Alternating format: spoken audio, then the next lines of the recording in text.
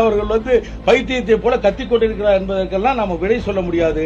திமுகவினுடைய இருமொழி கொள்கை என்றைக்கும் இருக்கும். இந்தியும் தமிழும் தான் எங்களுடைய உயிர். இந்தியும் தமிழும் தான் எங்களுடைய உயிர். அதற்கு அடுத்து தவறாக சொல்லிவிட்டேன். இந்தியும் தமிழும் ஆங்கிலமும் தான் எங்களுடைய உயிர். இந்தியிலே அவர் நோட்டீஸ் அச்சடித்து கொடுத்தது.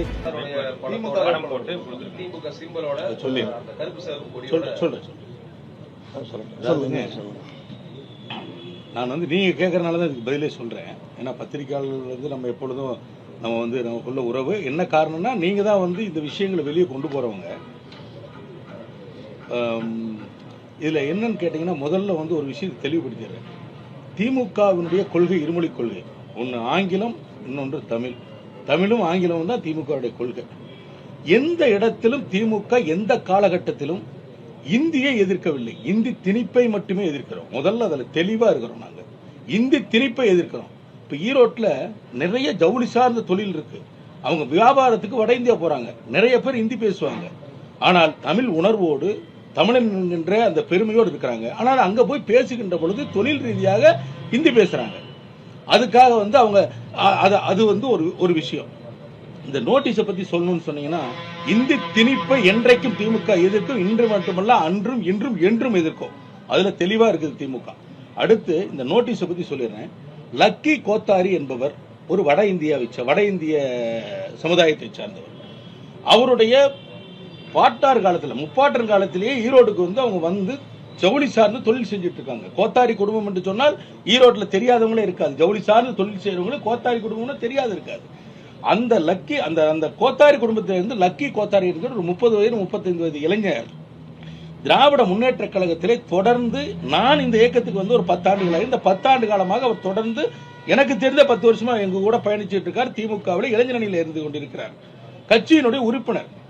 அவர் எங்களை அழைத்து சென்று வட இந்தியாவை சார்ந்த அந்த வியாபாரிகளிடத்திலே என்னை அழைத்து சென்று வாக்குகள் சேகரிப்பதற்காக என்னை அழைத்து சென்று என்னிடத்தில் வாக்குகள் எல்லாம் கேட்க சொன்னாரு. நாங்க எல்லாம் பேசிட்டு வந்தோம்.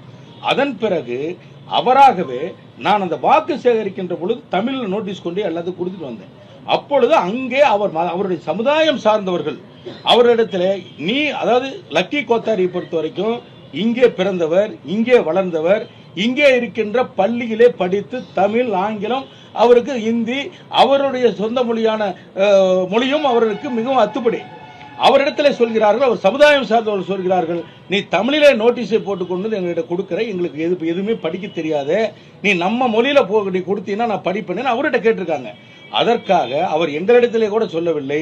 நான் எந்த நோட்டீஸை தமிழிலே கொண்டு போய் அவரிடத்திலே கொடுத்து வாக்கு கேட்டனோ அதே நோட்டீஸை ஹிந்தியிலே அச்சடித்து அங்கே இருக்கின்ற அந்த வட இந்திய மக்களிடத்திலே அவர் தனிப்பட்ட முறையில் கொடுத்திருக்கிறார். இதுதான் விஷயமே ஒழிய இது ஒரு பெரிய சர்ச்சைக்குரிய விஷயமே கிடையாது. இன்னொன்றையும் இங்கே பதிவிடுகிறேன். திமுக மட்டுமல்ல, அதிமுக மட்டுமல்ல, அனைத்து கட்சிகளும் தேர்தல் நேரத்தில் பரப்புரை செய்யும் பொழுது, ஏன் இன்னும் சொல்ல போனால் கவுன்சிலர் எலெக்ஷன்ல கூட தேர்தல் நேரத்தில் பரப்புரை செய்யும் பொழுது அங்கே இருக்கின்ற இந்திரா நகர், வட இந்திய மக்கள் இருக்கக்கூடிய அந்த இந்திரா நகர் பகுதியிலே அத்துணை பேரும் இந்தியிலே நோட்டீஸ் அச்சடித்து அவர்கிட்ட கொடுத்து வாக்கு கேட்பது வாடிக்கைங்க. இது ஏதோ ஒரு புதுசா ஒரு விஷயத்தை கண்டுபிடிச்ச மாதிரி அவங்க பேசுறாங்க, அல்லது அவர்கள் பைத்தியத்தை போல கத்திக் கொண்டிருக்கிறார் என்பதற்கெல்லாம் நாம விடை சொல்ல முடியாது. திமுகவினுடைய இருமொழி கொள்கை என்றைக்கும் இருக்கும். இந்தியும் தமிழும் தான் எங்களுடைய உயிர்.